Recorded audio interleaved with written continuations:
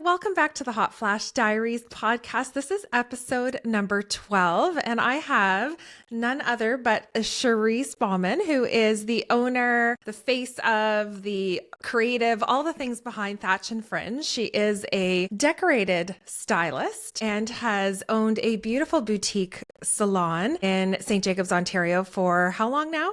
7, 8 years? We opened up in 2018 and it's 2025 now. So there you go. That's how long. Who's good at quick math here? Not me. 6 years? Is that 6? Yeah, 6 years. So yeah, that's we just fantastic. Moved into a new location. So we started our first 5 years out, 5.5 at 1369 King Street, which is now the new head office of Bonita Medical Cosmetics, which is so exciting. And honestly, that place served us so well. We had fantastic neighbors. The place has fantastic juju. And so I am over the moon that is now being occupied by you and your fabulous team at Bonita Medical Cosmetics. Like, what a great homage that building has now. And we are just around the corner from you. So it's like, not only are we friends, we're professional work besties, sisters in entrepreneurship, and now neighbors. And honestly, I couldn't be happier. I think that might be one of the best things of 2025 for me.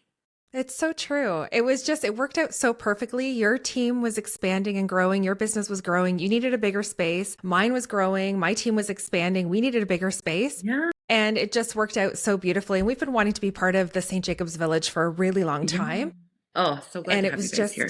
Yeah, it was perfection. Everything just slid into place. So happy that it all worked out. As you know, this podcast is focused on all things women's health, talking about, perimenopause, menopause, changes that happen with women hormonally. We do talk about stuff outside of course, midlife, as we've talked about younger women with PCOS, etc. But really the gist is to help women as much as possible so that they can feel as best as they possibly can for as long as possible. That's really the focus. And we know that hair is a big part of a person's identity, and we know that as we head into that sort of midlife stage and into postmenopause, there's a lot of changes that happen to our scalp, to our skin, to our hair, to our nails, all of those things that can really be quite problematic for some women, especially women who start to lose their hair. It starts to become quite thin. They have problems with their scalp, and a lot of women feel very helpless. In family medicine, I have tons of women that come in and say, my hair is falling out, help me. Like, I don't know why. It happens during pregnancy, postpartum, and then of course during this particular stage. But I felt like there was no one else that was, as qualified as you to talk about scalp health and hair health. Yes. And so that's why, we know from a hormone standpoint, things like stabilizing thyroid, your vitamin D is really important. Your iron levels are so important. A lot of women lose a lot of hair when they start to have really, really thick and heavy periods, especially in perimenopause. And because of their iron store loss, that's when they start to lose hair. But there's so much more to it than that, right? So tell us all about hair. Tell us about hair health and what we can do, all the things. Yes. So first of all, I'm so glad that we're talking about this because, as a hairstylist who works, I manage a business, but I still work professionally behind the chair about 30 hours a week. And so I am immersed in conversation with women all day long. And the average age of my clientele demographic is, I would say 30s to 70s. So really right in that sweet spot when they're experiencing perimenopause. And postmenopause. And so I'm really excited to be talking about that today. I think there's a lot of things to take into consideration, but just to dial it back a little bit and talk about exactly what you were just mentioning, Jess, is hormones, the big word hormones. People forget that our hair actually goes through, it's scientifically proven and studied that our hair goes through major changes with women in a female, body on average every 7 to 10 years. Now, for some people, that might be a little bit longer. So again, we're talking averages here. But if we even go back previous to menopause, I can speak from my own experience. When I was a child, I had curly hair. And then as my adult hair started to grow in, it went a little bit more thicker, a little bit more straighter. I started getting a full head of hair. Sorry, I just thought I would pause that to throw the toy. But when we go, childhood, I had curly hair. And then, it really straightened out all through childhood. And then I hit puberty. And all of a sudden I discovered the diffuser and a good curl cream, and I could get this really beautiful body and curl, which was just in time for the 2000 crunchy curls. You guys know what I'm talking about. You'd smooth out the front and crunch everything else. So I think it's important, before we look forward, it's important to reflect back and look at puberty, pregnancy. Pregnancy is a huge one. Like, I always talk about this with my clients who are going through pregnancy. You know, you'd have the first, second, and third trimester, but then you have that fourth trimester, which is post-pregnancy, and what happens in that stage. And so, you know, I'm not a doctor, I'm not a medical professional, Jessica, but from my professional experience, women start experiencing hair loss right around the time, like that post-pregnancy hair loss, right around the time when they stop breastfeeding. And then, you know, right when it starts to grow in again and they shed a whole lot, their hair goes into that phase where it's shedding, they lose a lot. And then it starts to come back because it's all healthy regrowth cycle, right? Exactly. It sheds. And then when they start getting their healthy hair back, what do? They go and get pregnant again. And they go through the cycle all over again. And I say, good luck. Your hair is going to be going through this shed grow cycle until you're done having kids. Then it's going to be normal for a little bit. And then you're going to start heading into perimenopause. So giddy up again. And that's what we're going to be talking about today. So what I think, and that's just to give you a little bit history of, like, you know, I think sometimes women, they go through menopause and they're like, what's happening with my hair? What's happening with my scalp and my hair growth? But it's like, you know, when you're going through puberty, you're not shedding a lot of hair. Your body's producing a lot of oils. It's like, it's going to sound really gross, but I call it the youth juices. You know, when you're it sounds really gross to talk about it that way, but like, look at 14-year-olds, 13-year-olds are going through puberty, and their body is creating this like excess in sebum, and it's coming out through their skin, which I know you see in your clinic quite a bit. I see it in my home with 3 teenagers every day. Right? Your house is full of youth juices in that home. I'll leave that there, man. So I would say, you know, we have the sebum production, and, you know, a lot of times I have clients coming in and they're wanting, you know, products, or like, my kid's hair is getting oily all the time. So how do we treat that? But so going into menopause, let's stay on track here. I can get off track very easily. But when you go into menopause, I think it's important to look back and recognize that actually your hair probably has gone through hair changes. You just haven't noticed it because it hasn't sucked. It's probably been really good, minus the postpartum. So, I dropped my AirPod.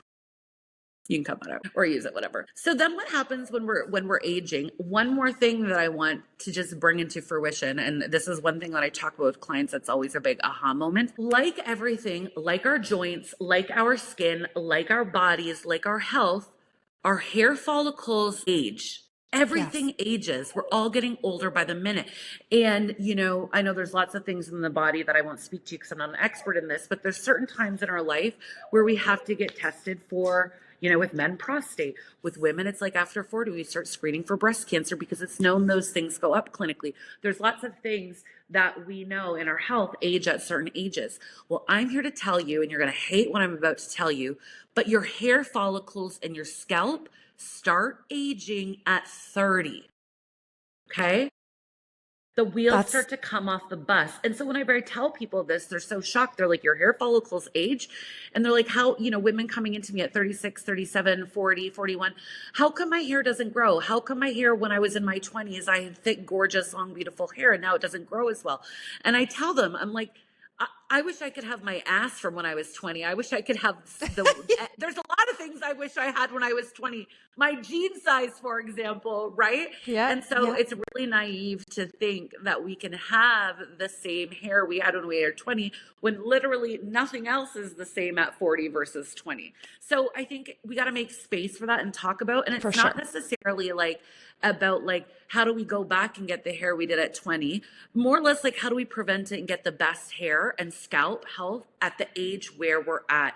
And so like your body is changing in menopause, your hair changes too. So should we get into talking about preventative measures and what's actually happening in that age process, Jess, or where do we want to take this? Yeah, for sure. Well, I just want to say that I think we should really start to embrace aging too. I think there's such a negative connotation. We talk about that in other episodes as well, but it drives me crazy how, you know, especially as women, there's a lot of pressure to be perfect and perky and all the things all the time. And that's just not the reality, right? No. And so really embracing aging and seeing that as a privilege to be able to age is It's a so privilege beautiful. denied to many. Yes. Totally. So that's where it's exciting to say, okay, well, now we're stepping into this new stage. Just like, Yes. all of a sudden bell bottoms are an in thing. We're stepping into that groove, Yes. We're stepping into this phase of our hair health. Yeah, look at you wearing your wide leg jeans. I love that.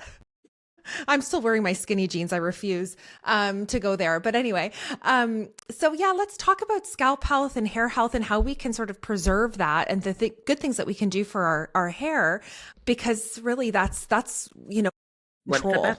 Yes. And I just want to, can I mention one more thing just on that last note that I didn't add?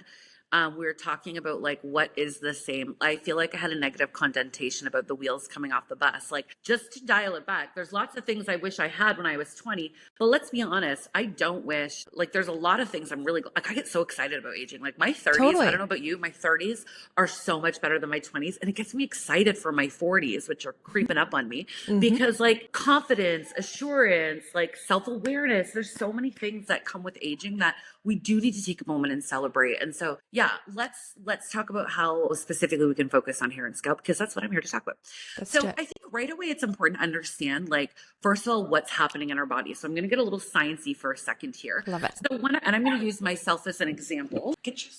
I'm sorry. For those of you that don't know Cherise personally, she has the cutest little puppy named, well, he's not even a puppy, but he's tiny and people think he's still a puppy. I was going to leave him at home today, but he hasn't been out a lot. And so I made the mistake of bringing him into work with me and bringing his stupid toy.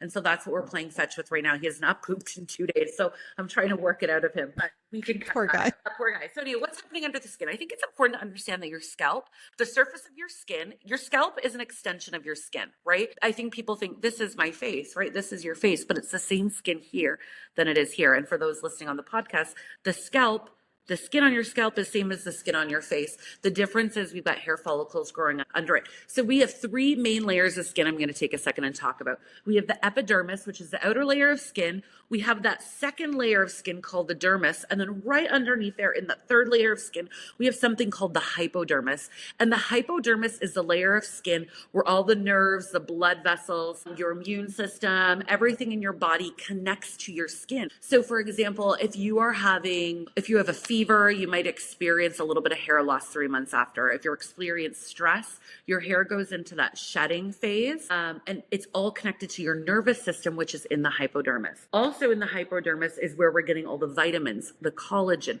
the iron, the fatty acids, all the good things in our diet that we're using. So we get the good and the bad there. So it's important to stay healthy. It's important to manage stress, all of those things. But most importantly, it's important to manage your vitamins and your collagen and all those things. So the second thing I need you to understand about the scalp. So first we've established we have 3 layers of skin: epidermis, dermis, hypodermis. And hypodermis is where the hair follicles live. The hypodermis is where we want them to live. The second thing you need to understand is that hair follicles move in the skin. If you look at a drawing of skin, you see these perfect layers of skin, right? Like a layered jello or something. It's actually much more like a layered trifle. When you get those 3 layers and they all kind of mush together, your skin is actually a mushy substance that kind of mushes together, and it's not so clean like that. So your hair follicles actually have the ability to orbit between your hypodermis and your dermis. So meaning the hair follicles, each individual hair follicle can move between that third layer and the second layer. Now we know the second layer has no good nutrients. Nothing good's happening in the second layer. It's just existence. All the good stuff is in that hypodermis. So it's important to keep our hair follicles deep rooted in that hypodermis of our skin. So how do we do that? Because if your hair follicles are orbiting around and they're living in that second layer, which is the dermis, they're not getting the collagen that you're adding into your smoothie. They're not getting all the iron and the supplements that you're taking to help with hair growth. It's really just going through your body and down the toilet. Right. Makes sense? Are we following so far? 100%. Yeah. That's okay, amazing. Perfect. So how do we keep our hair follicles? There's 2 things we need to do here. We need to keep our hair follicles deep rooted in the hypodermis. Right away, the easiest and free thing you can do is stimulate blood flow through brushing your scalp. You can use a regular paddle brush, or you can use a specific scalp massager brush. Stimulating blood flow. Okay. And then the other way we can do that is to also keep the skin hydrated and supple. We want supple scalps. We want nice, oily, hydrated, maybe not oily is the right word, but supple scalps. And we do that by introducing a scalp serum into our daily routine. Now, the beautiful thing is that there's been leaps and bounds in scalp discovery and hair growth in the last few years out of Europe. And there's so many fantastic scalp serums on the market that we can use to keep our scalp hydrated, that we can use every day and massage into our scalp at nighttime. And it's not going to make your hair feel greasy, and it's not going to make you have to wash your hair more. My personal favorite one is by Aveda. It's the overnight serum. You know, I drop that stuff on my scalp every night and I massage it in everywhere so I can keep it hydrated. I do my skincare. I put my night cream on. What's that fancy when you have me using my hyaluronic acid? Oh, your PCA overnight My PCA. mask. Yes. I put that on my face and then I go right in with my overnight serum and I massage it in. So stimulating blood flow through massage and hydrating your skin. Those are the two easy, quick things we can do right away. And that makes sense. Again, bringing blood flow to any area of the body is critical to maintaining cell health, right? And that makes perfect sense. We talk about that with vaginal rejuvenation and different things where we're talking about, even Kegels and pelvic floor strengthening, all of that. A big part of that is bringing blood flow back to it. So your scalp is really no different. You need to feed the follicle. The follicle needs nutrients. So that's perfect. Nutrient. And there has been a lot of discussion lately around scalp health. That is a new, and maybe I'm more sensitive to it being in the aesthetic industry, but our I hear more, probably look a little different than everyone else's. Yeah, but I hear more about it than, in the past, we never talked about scalp health, but it is really, really important. Yeah. Nobody needs a dry really scalp. Important. And I think we can thank Korea, Japan, like the Asian market they really do a lot of like their beauty formulations, over there.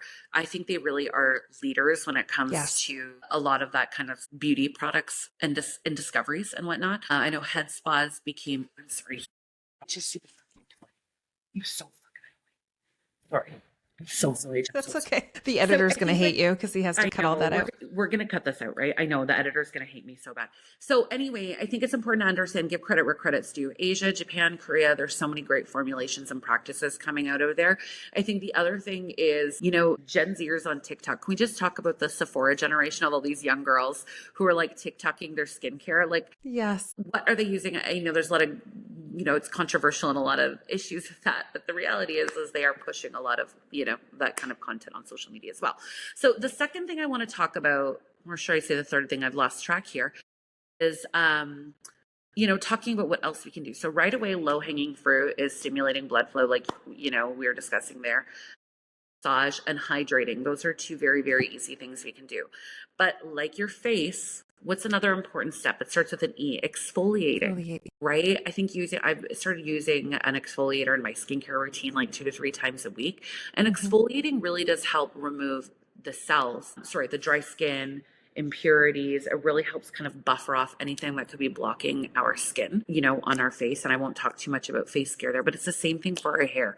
We sweat. We probably actually need more exfoliation on our scalp than we do our face because we have our hair protecting it, especially if you have thick hair or curly hair. Yeah. It's really hard to get airflow into your scalp, into those hair follicles. So using a scalp exfoliant with salicylic acid is fantastic for removing impurities and cleaning up any product or debris around the hair follicle. Because what can happen then is we can clog our hair follicles. And when our hair follicles get clogged on our scalp, just like if our what do we call our pores? Think of your hair follicle like a pore. When your pores get clogged on your face, we get a lot of debris and dirt built up in there. So when our hair follicles get clogged, we don't exfoliate that, it can get clogged. And ideally, a healthy hair follicle is pumping out 2 to 3 strands of hair per follicle. Amazing. Right? Wow. And as we age, that gets considerably less. And the quality of the hair strand growing from that hair follicle gets thinner, right? Just like our skin as we age gets thinner, right? The collagen spreads out a little bit more. So stimulating blood flow, exfoliating, hydrating are all things that are going to help prevent our scalp from aging. Well, I equate exfoliating to weeding the garden, right? Yeah. You're getting rid of things that don't belong. Yes. And that's really important so that the things that do belong can flourish, right? Yes. So it's a very simple thing to add in. And again, Aveda has a beautiful salicylic. Oh, yeah. Beautiful salicylic acid, and they just launched a scalp mask, which is amazing. So it's kind of like skinification of your scalp. So it's like taking that skincare routine that a lot of us are adopting in, perimenopause, and then also adopting the same thing in our scalp for optimal hair growth. Now, sometimes I have clients that think, the amount of things that we're now doing for ourselves can be like a little bit more like, oh my God, I got another steps. I already have like a 12 step skincare for my face. Now I need to do a whole second routine for my scalp. And the answer is yeah. Yes, it is. It is the answer. I like to, sometimes life can get busy and I can easily skip self-care sometimes. And so I really like to make a priority about carving out time on my weekend to do a scalp exfoliation, a scalp mask, and it really actually doesn't take that much time, like maybe an extra 10 minutes. I think Yeah, people that's think like just it's it. this like self-care day. It's like this whole nother like overwhelming thing. No, you're exfoliating the shower right after you shampoo your hair, right?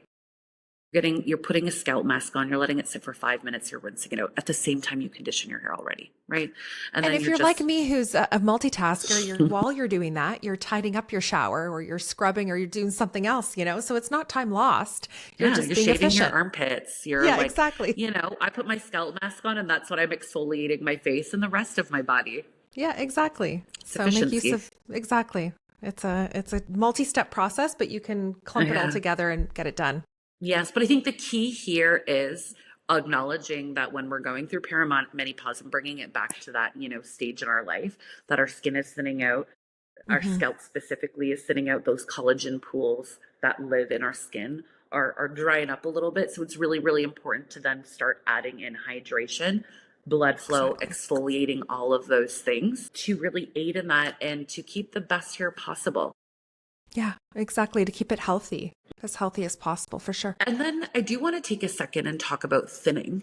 Hmm. Thinning hair is, from a hairstylist perspective, I used to always, when I was young, I've been doing this like 20 years almost now. And, I don't know about you and your professional journey, but so many times we want to be the hero with our clients and have a solution to every problem. The older I get, the more I understand there's a lot I don't know.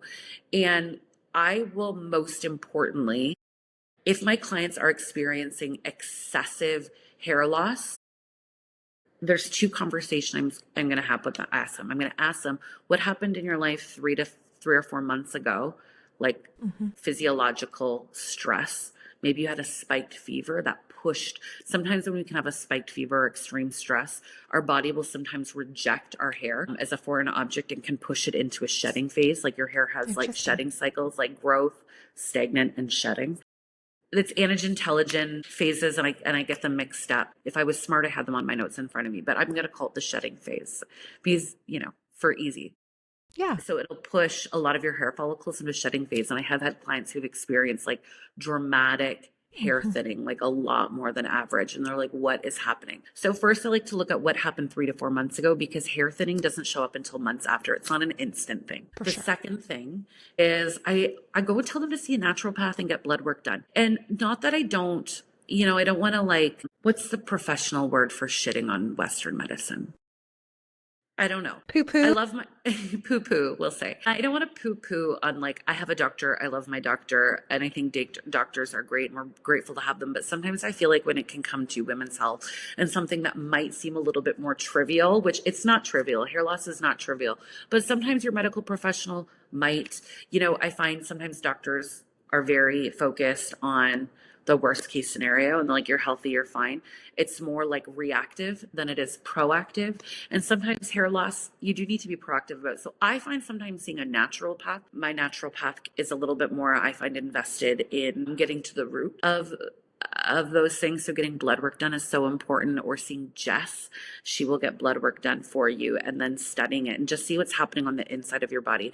Because as much as Yes. we're talking about what's happening on your scalp and right underneath the scalp, it's important to understand that, disclaimer, if you are noticing irregular dramatic changes, go speak to a healthcare professional who can get some blood work done because everything comes out in your blood work, right? Well, that's just it. I think going to see a provider who is really focused on looking at things through the lens of functional medicine is where it's at. So And, and I and used to medical be professionals who are invested in that.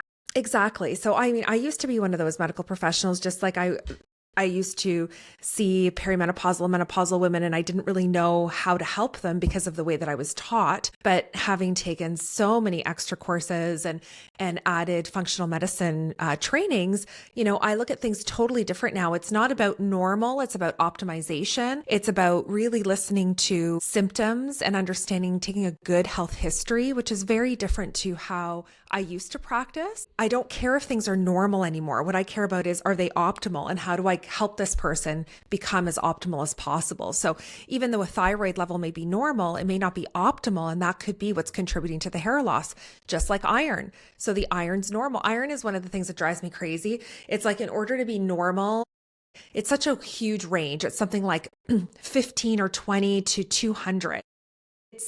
So what's normal for you may be very different to what's normal for me, and Totally. therefore what could be the root cause of what's causing my hair to fall out. But without knowing and taking a good health history and understanding what's happening, a clinician that maybe doesn't practice with that same philosophy may completely miss that that's really the root cause, right? So, Oh my God, I love that you said that. It's about not what's normal, it's about what's being optimal. I love that. yes, and that's exactly it. So I really focus on iron, B12, vitamin D, and thyroid, but not just like thyroid stimulating hormone. I want to look at what are your actual thyroid levels.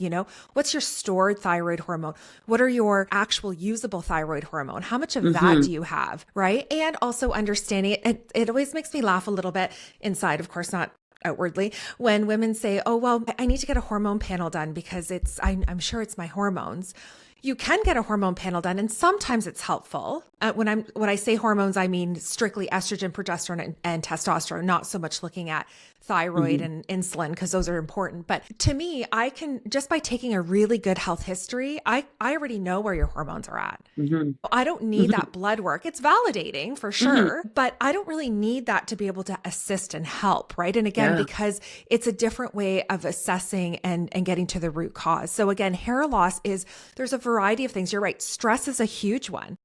There are women who actually have alopecia, big chunks of hair that are missing right down to the nub, right?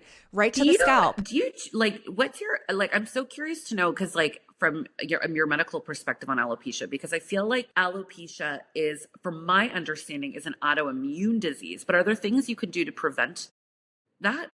Some of it is familial, right? So if there's a family history of it, then it's hereditary. There's not a whole lot that can be done. But really, there are certain types of temporary alopecia, like telogefluvium. I can never say that. No, right? I can't ever say that word. I was going to say it earlier, and I was not even going to try.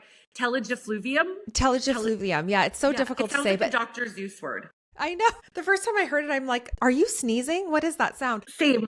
I heard it and I was like, yeah. And that's when I was talking about, when you have a fever and your body can kind of reject your hair follicle. That's the term for it. Telogefluvium. Thank you. I have had friends who are perimenopausal who have shown me their brushes, and it's like, what? Wow, that's crazy.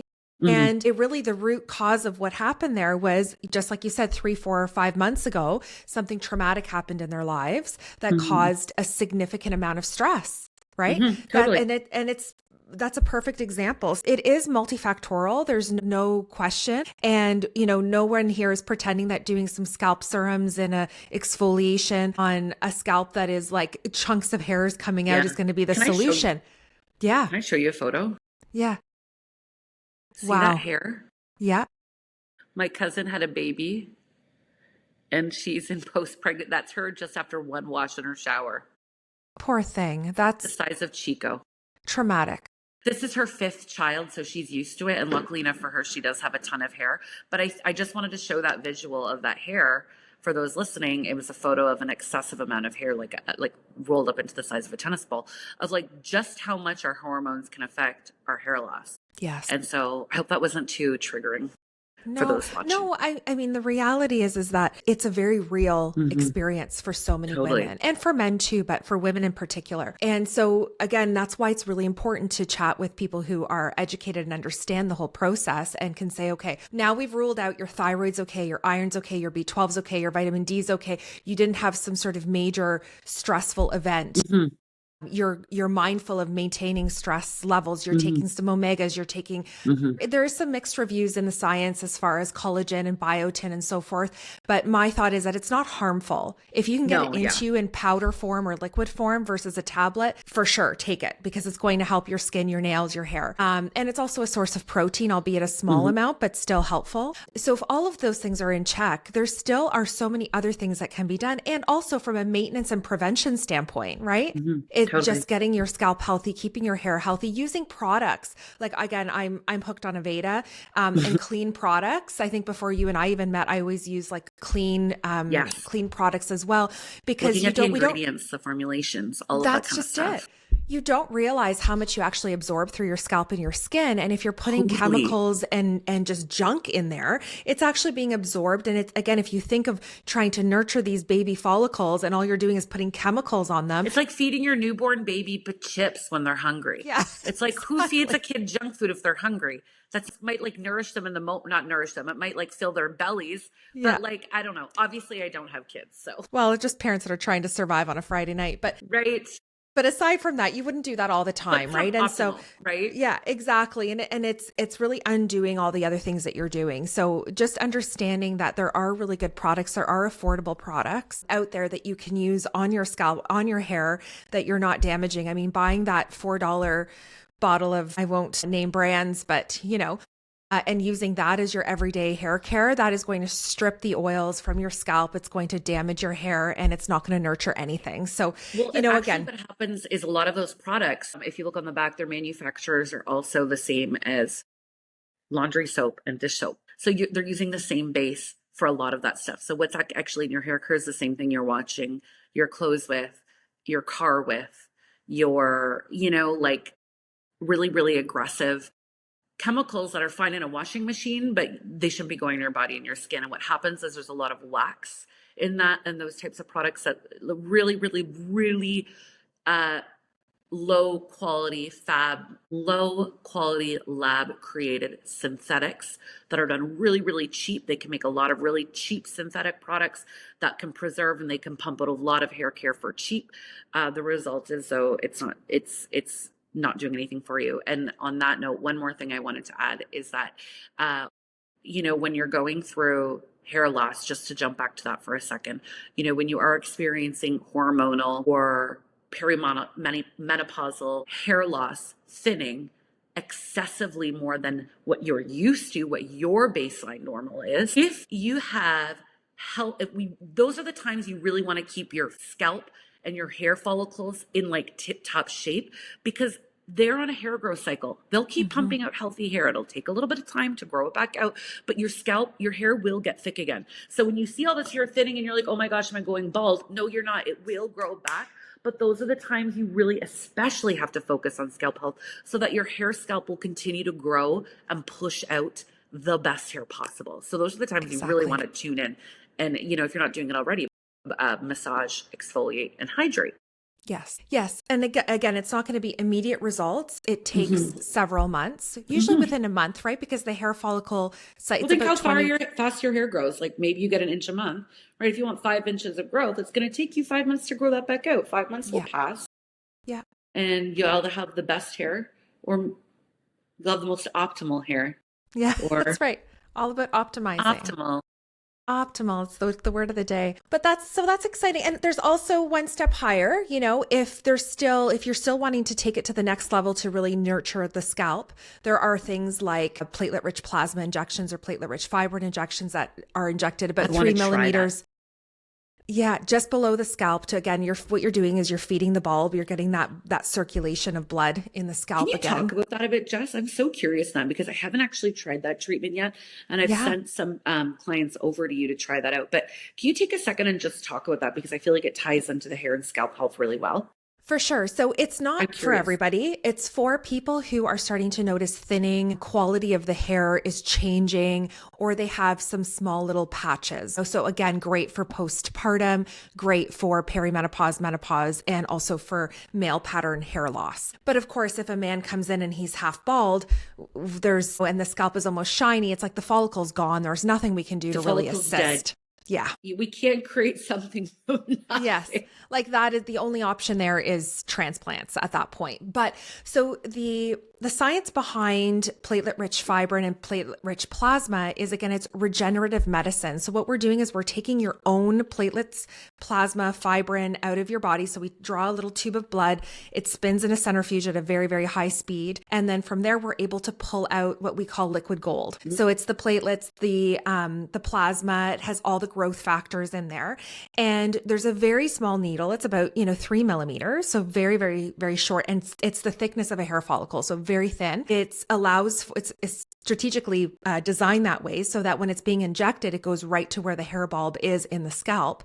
Love that. And we put about 0.1 of a mil. So 1 mil is 10 injections, and we spread it amongst the area that needs to be treated. So in somebody who has a lot of beautiful hair growth in certain areas, we don't necessarily have to inject in there. We're injecting in the areas that are a bit more sparse around the hairline, and it can be really helpful. Now, the downfall is that if your platelets and plasma are not of high quality, if your health is affected in certain ways, then the quality won't be as great. So you're not going to get the same outcomes. Okay. And of course, you would only be injected with your own platelets. Like this is not something that we would inject. It's all. It's all from your own body. I want your platelets because the hair you grow out is amazing. The rest of us get extensions. Thanks to my South American ancestors, I've got enough hair. I've never complained about my hair ever because having too much hair, because that's not something that is acceptable. But then the other option of what we can do too is we have, it's called the Laze MD Ultra. It's a beautiful laser made by Cynosure Lutronic. And it's a 1927 wavelength, which is just a beautiful wavelength because you can do so much with it. But one of the things that it does so geeking out right now. I love this. I know it's honestly, it's my baby. I love Ursula, we call her. We name all of our lasers because they're so expensive. But anyway, so what she does is she actually creates microchannels all along the scalp and anywhere else it gets that we use it.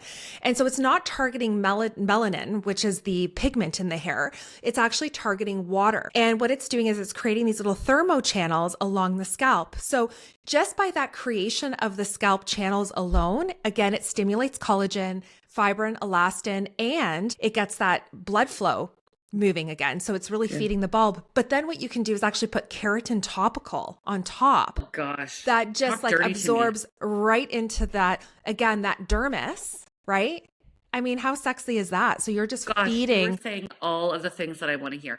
I swear, Jess, every time we talk about the different services that you offer and you go down their nerd hole, it costs me $1,000 because I instantly I'm like, I want to have this done. I can't hang out. I know we can't be friends. Yeah, Kelly told me you can't be friends with me. Like you are so invested and like you're so interested and you're so into it and you've got this like laser focus and you're so smart and like you're just like this perfect hybrid of like a woman who has a nurse and medical background, a beauty professional with a medical background. I just think you're a unicorn and there's not very many experts like you around. Just really glad to be here and call you my friend. Oh my God, I love you. Thank you for being here and nerding out with me. But again, it's so cool that there's all of these options. In fact, totally. You and we're doing an event soon at your beautiful new place. And I was thinking that I would roll Ursula over with me and we could just even do some test patches like on people so they could see. And actually it's not even painful. That's the beauty of it. Whereas the PRP, it's great, but it is a little bit painful. So in my experience, the women that we've injected have been okay with it. I mean, it's not a walk in the park. They have their little squeezy balls and they get through it and it's fine. Did anyone cry? No, nobody cries. Well, the men tend to find it a little more sensitive. And I don't know. I think their threshold is a little bit different than ours. And so maybe that's why, but it is a little bit more painful. So I've had a couple of male clients come in as models and I've sort of tried both on them so that I could see, like do a little study within our own medical spa. And the laser has been far more comfortable for them, which is exciting. So yeah. But again, people have a little bit of they're fearful when they're like, okay, you're lasering my scalp. I'm here for hair growth, not for hair loss. You know that, right? Like I don't want laser hair removal. It's like, no, it's not the same thing. We're creating microchannels. We're not We're not killing the follicle. That's the thing. We're feeding the bulb. This is what we want to do. So again, That's just so super cool stuff. Yeah. And then that little channel stays open. So then when you're putting beautiful products like Aveda scalp nurturing products in there, it continues to seep in there and feed the bulb over the course of a whole week. Performance from what you're putting on your scalp and your skin when you're taking care of your skin and scalp and what's happening underneath it. It all goes hand in hand. I love that. Yeah. So anyway, all that said, there is so much that can be done. And again, it's all about prevention. It's all about health and keeping it, keeping things as healthy as possible, but also knowing where to turn when you're feeling like, oh my gosh, what is happening with me? Why am I losing clumps of hair? Why does my hair feel thinner all of a sudden? Understanding that there are different approaches, but it's always good to go out and reach out to your medical provider. And if you feel like you're not getting far with them, then search somebody out who has a functional medicine background. And if you can't find that, definitely a naturopath, because that is how they practice. Yeah. So I think like at anything in life, like, I don't know about you, Jess, but like, not just in our businesses, but also we both did big renovations and we both have great partners and like employees and stuff like that. Not to get personal here, but like the older I get, the more I really, really value quality over quantity. So when I'm looking for somebody, if I'm going to be spending money on something, if I'm going to be financially making an investment, I want to know I'm working with somebody who's passionate about doing their job and doing it well and doing it right. So, I'm a little bit more of an informed consumer when it comes to any and all things in my life. And I think just like, going and seeing a medical professional, it's like, okay, yes, go and speak to somebody with a medical background, but go and do that, but also seek somebody out who's passionate and maybe has a little bit more expertise in that area, because I think your results are going to be so much better. For sure. For sure. Right? Yeah, absolutely. In all things in life. She said it. Yeah. Well, I really appreciate you taking the time. I know that you, you're super sorry for being a little brat. That's okay, Chico. We love you. He's being Look good at now. you. He's being annoying for the first half of this podcast. Now he's tired. No, he's worn himself out. Him and his little crochet sweater. Well, thank you so much for taking the time to come and chat. This was so much fun. Thank you so much for everyone who's listening. And if you ever have any questions, make sure you follow Thatch and Fringe on Instagram, or Cherise Juanita. That's my Instagram handle. You can always slide in and ask me questions, or, talk to Jess first. But if you want a hairstylist, come talk to me. Absolutely. I will put all of Cherise and Thatch and Fringe's information in the show notes, of course, so you can reach out and follow them, as well as on YouTube. So thank you so much for listening, and stay tuned for our next episode of the Hot Flash Diaries, which will be launching in 2 weeks. I wish you all a fabulous day.